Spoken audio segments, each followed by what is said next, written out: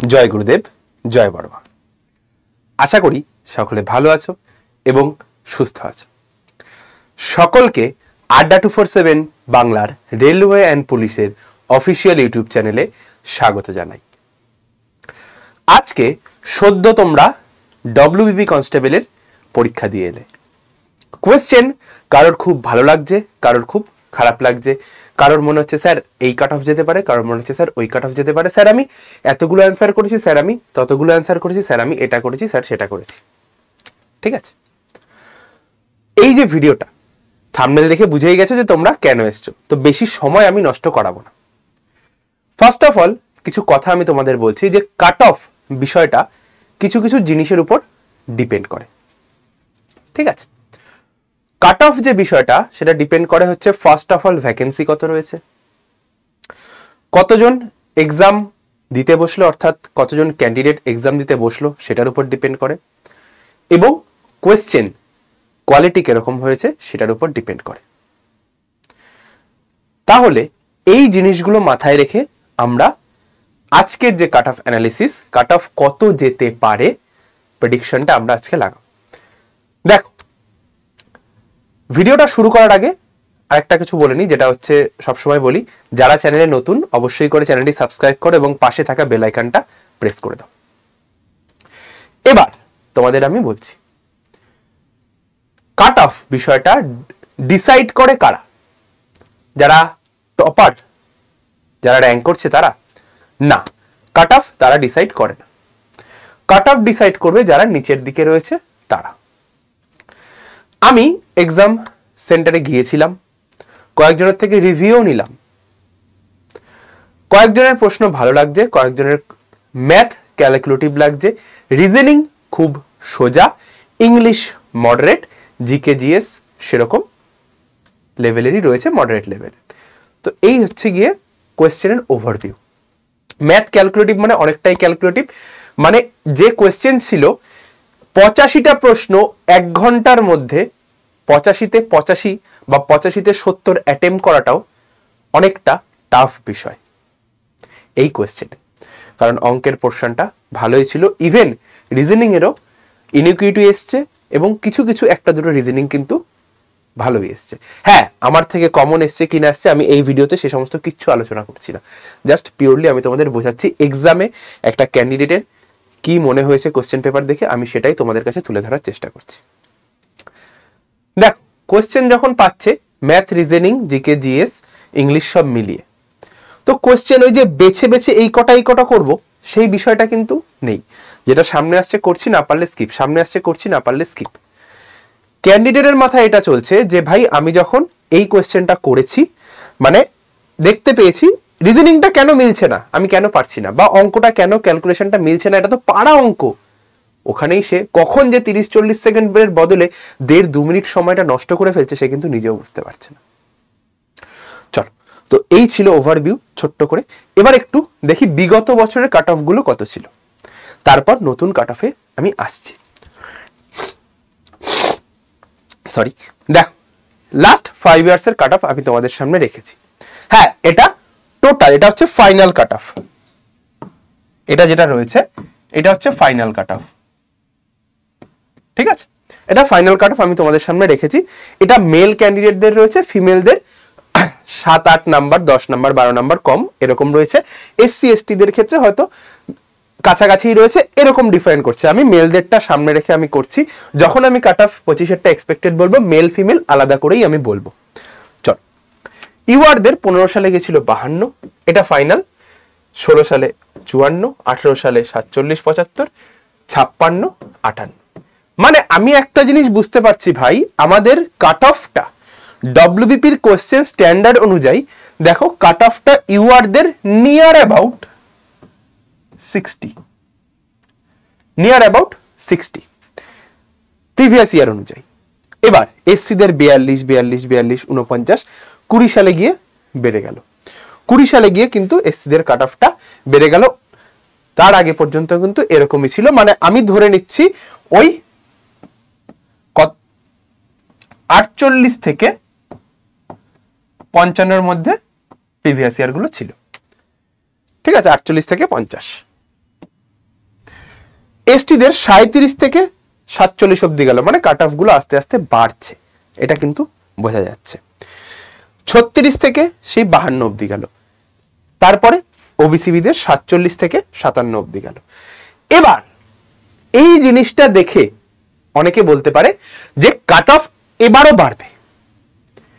ভাই এখানে কিন্তু দুটো পরীক্ষা হয়েছিল, 100 হয়েছিল প্রিলিমস,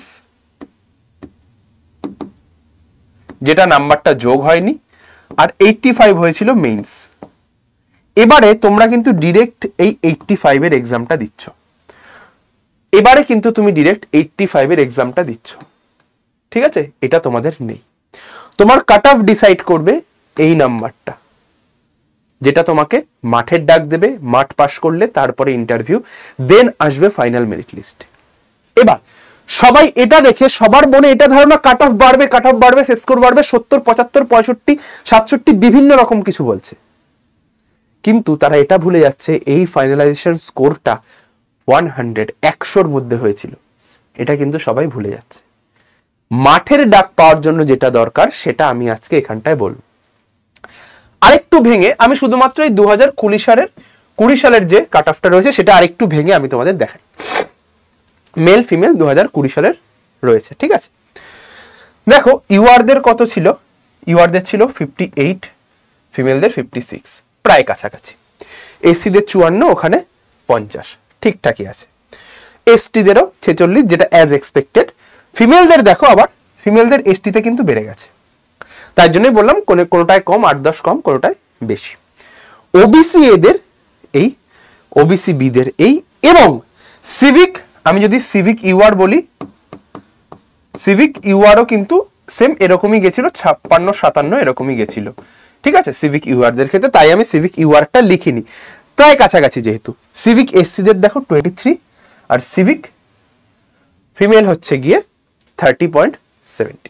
এছাড়াও ইসি রয়েছে, ইডব্লিউএস রয়েছে, সবগুলো আলাদা আলাদাভাবে রয়েছে, আমি কিন্তু এখানটায় সেগুলো রাখিনি, ঠিক আছে?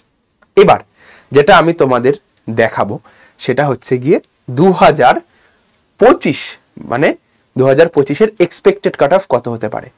সবার মনে একটা বড় জিজ্ঞাসা চিহ্ন, স্যার কত হতে পারে, স্যার কি হবে, স্যার হেয়ালি কেন করছেন, স্যার বলুন, স্যার 70 হবে, স্যার 65 হবে।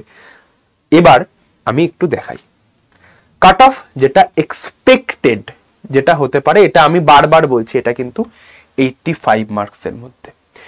85 মার্কসের মধ্যে সবাই বিভিন্ন চ্যানেলে বিভিন্ন জায়গায় অনেক কিছু দেখবে, বড় বড় সংখ্যার কাট অফ দেখে মাঠ প্র্যাকটিসটা যদি বন্ধ করে দাও ভাই, মাঠের ডাক আসলে কিন্তু ফেল করে যাবে, এই ভুলটা কিন্তু করো না। 10 গুণ পরীক্ষার্থীকে মাঠে ডাকবে সেই বুঝে। আবারও বলছি, কাট অফ আমি যেটা এখানে দেখাচ্ছি সেটাই কিন্তু কাট অফ হবে। এসআইদের ক্ষেত্রেও তুমি যদি মিলিয়ে থাকো, আমার এসআইদের ক্ষেত্রে আমার কাট অফ মিলেছিল, আমি বলেছিলাম 150 প্লাস যাবে, ওখানে 155 কাট অফ গিয়েছিল। এসআই এর মতো পাতি কোশ্চেন কিন্তু ডব্লিউপি কনস্টেবলে করেনি, ম্যাথ ছিল ক্যালকুলেটিভ, রিজনিংটা সোজা হলো, ম্যাথ ক্যালকুলেটিভ, জিকে জিএস কিন্তু ভালো ছিল, প্লাস ইংলিশ ছিল। তাহলে এই জায়গাটায় দেখো আমি বলছি 48 থেকে 52 ইউআর, ফিমেল বলছি 43 থেকে 48, এসসি মেল 44 থেকে 49, ফিমেল 40 থেকে 44, এসটি 38 থেকে 43, ফিমেলও সেম 37 থেকে 42, ওবিসি এ 42 থেকে 47, ফিমেলের হচ্ছে গিয়ে 36 থেকে 40, ওবিসি বি মেলদের 47 থেকে 51, ফিমেলদের হচ্ছে 41 থেকে 45। সিভিক এসসিদের কথা বলছি, জেনারেলদের এর আশেপাশেই থাকবে, ওই near about general civic your civic, আমি বলেই দিচ্ছি, ইউআর সিভিক ধরে নাও থাকবে হচ্ছে গিয়ে, এটা যদি 48 যায় ভাই, ইউআর সিভিক যাবে হচ্ছে গিয়ে 35 to 40, ঠিক আছে? স্যার এত কম কেন? হ্যাঁ এত কম, এই হচ্ছে বিষয়। 35 to 40 যখন তোমার রেজাল্ট বেরোবে, ডিসেম্বর মাসে যখন রেজাল্টটা বেরোবে, তখন তুমি মিলিয়ে নিও ভাই যে কত তোমার স্কোর হচ্ছে, কত কি রয়েছে। এবং গোপীনাথ স্যার যে সত্যি কথা বলেছিল, এটা তোমার কিন্তু তখন মনে পড়বে। বিভিন্ন জায়গায় বিভিন্ন কিছু দেখে কিন্তু ঘাবড়ে যেও না, মাঠ প্র্যাকটিস বন্ধ করো না, তাহলে কিন্তু নিজের ভবিষ্যৎ নিজেই অন্ধকারে ঢুকিয়ে দেবে, ঠিক আছে? এই ছিল কাট অফ অ্যানালাইসিস, বা আমি তোমাকে অ্যানালাইসিস করে বললাম কেন আসছে, পুরোটা বোঝো ভালো করে। এখানে 100 মার্কসের একটা এক্সাম দিয়ে একটা ক্যান্ডিডেট বাদ যেত, তারপর মাঠে একটা ক্যান্ডিডেট বাদ যেত, দেন আসতো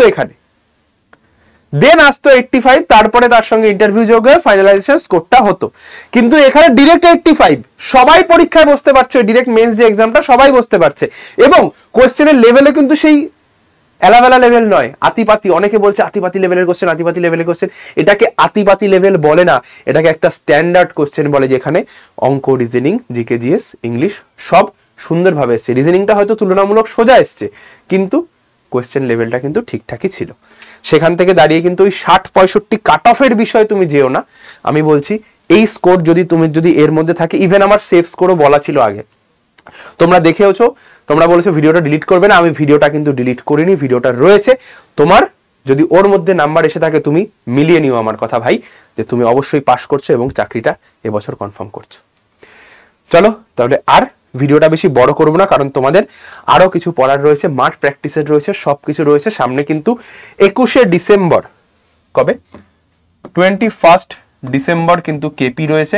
আবারও বলছি 21 ডিসেম্বরের কেপি কনস্টেবল এক্সামে, 21 ডিসেম্বরের কেপি কনস্টেবল এক্সামে আমি আবার 100% টাইপ কমন দেব, কথাটা মিলিয়ে নাও। ডব্লিউপি তে যেরকম রিজনিং ম্যাথ কমন আসলো, এবার যেরকম ধরো আমি একটা এক্সাম্পল দিয়ে দিচ্ছি, x + 1/x = 10 বলেছিল, এই অঙ্ক আসবে না, এই অঙ্ক করার লাভ নেই, x⁴ x⁴ আমি তোমাদের শিখিয়েছিলাম x⁴ আমি তোমাদের এই অবধি শিখিয়েছিলাম। কেউ বলতে পারবে ভাই, যারা আমার ব্যাচে আছে প্রত্যেককে ধরে ধরে শিখিয়েছি, ইভেন আমি এটার থেকে x - 1/x ডিরেক্ট বের করাও শিখিয়েছি, প্রত্যেকটা মান আলাদা আলাদা ভাবে বের করা শিখিয়েছি, যাতে তোমাদের পরীক্ষায় সময় নষ্ট না হয়, দেখে যাতে উত্তর করতে পারো। এইটা আমি তোমাদের শিখিয়েছি, বলতে পারবে, অস্বীকার করতে পারবে আমি এটা শেখাইনি? পুরো দেখো টাইপ ধরে তুলে দিল। তাহলে আড্ডা 247 বাংলা যেটা কথা দেয় ভাই, সেটা কিন্তু অক্ষরে অক্ষরে পালন করে। চলো তাহলে আর ভিডিওটা বড় করছি না, মাঠ প্র্যাকটিসে লেগে পড়তে হবে।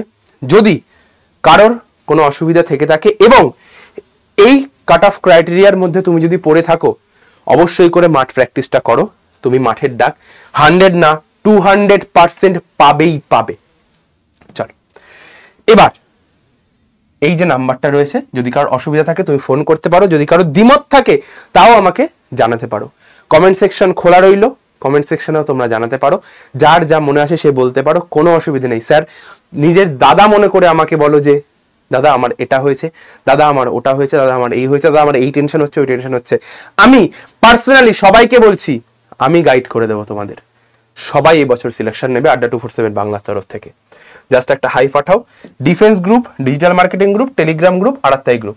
টেলিগ্রামটায় জয়েন করো এবং ডিফেন্সটায় জয়েন করে যাও, ঠিক আছে? ক্লাসের নোটিফিকেশন, ভিডিও নোটিফিকেশন এখানটায় পেয়ে যাবে। চল আর বেশি সময় আমি তোমাদের নষ্ট করব না। সকলে ভালো থাকবে, সুস্থ থাকবে এবং কোনো দিকে কারোর কথায় কান দেবে না। মাঠ প্র্যাকটিস করে যাও, যে ক্রাইটেরিয়াটা আমি দেখালাম, অবশ্যই করে সাফল্য তুমি পাবেই। এবং পড়াশোনাটা ছেড়ো না, কারণ সামনে কিন্তু কেপি কনস্টেবল রয়েছে, লুপ হোলটাও রয়েছে এখানটায়। আমি আরো একবার একটা ভিডিওর মাধ্যমে রিমাইন্ডার দিয়ে দেবো যে কি লুপ হোল রয়েছে, কেপি কনস্টেবলে কারা চাকরি পাবে, ডব্লিউবি তে কারা চাকরি পাবে, এটাও আমি বলে দেবো। চলো ভিডিওটা আজকে এখানে শেষ করলাম। সকলে ভালো থেকো, সুস্থ থেকো, যুদ্ধে থেকো, আর সকলকে জয় গুরুদেব, জয় বড়মা।